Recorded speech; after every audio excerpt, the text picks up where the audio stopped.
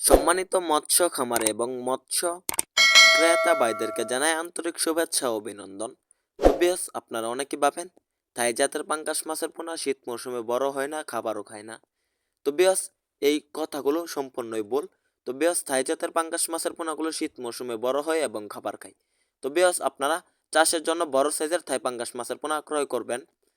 তো বিয়স, কিরকম বড় সাইজের থাই পাঙ্গাস মাছের পোনা ক্রয় করলে শীত মৌসুমে খাবার খাবে, বড় হবে এবং লাভবান হতে পারবেন।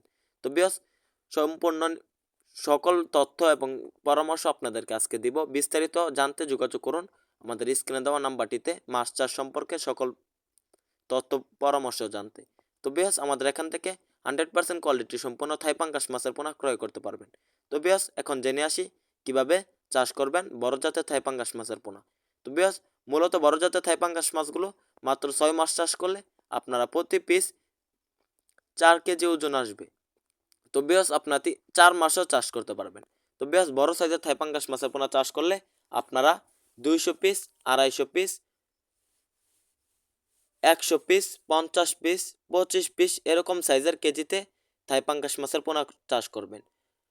আপনারা মূলত থাই পাঙ্গাস মাছগুলোকে আপনারা ফিড খাবার খাওয়াবেন। থাই পাঙ্গাস মাছগুলো ফিড খাবারের উপর নির্ভরশীল। আপনারা যারা কম খরচে, কম টাকায় খাবার খাওয়াতে থাই পাঙ্গাস মাছগুলোকে বড় করতে চান, তাহলে আপনারা মুরগির লিডার খাওয়াতে পারবেন। তো বেশ, থাই পাঙ্গাস মাছগুলো উচ্চ ফলনশীল মাছ। এই মাছগুলো তাড়াতাড়ি বেড়ে ওঠে। তো বেশ, থাই পাঙ্গাস মাছগুলোর সাথে আপনারা মিশ্রভাবে চাষ করতে পারবেন শিং মাছের পোনা। থাই পাঙ্গাস মাছগুলো খাবার খেয়ে যে পায়খানাগুলো করবে, এগুলো শিং মাছ খেয়ে বড় হয়ে যাবে, বা মনোসেক্স তেলাপিয়া চাষ করতে পারবেন।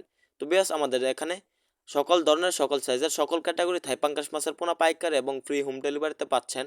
তাহলে আর দেরি কিসে, এখনই অর্ডার করুন। আমাদের স্ক্রিনে দেওয়া নাম্বারটিতে যোগাযোগ করে মাছের পোনা ক্রয় করুন। তো বেশ, আমাদের ভিডিওটি ভালো লাগলে আমাদের চ্যানেলটি অবশ্যই সাবস্ক্রাইব করুন।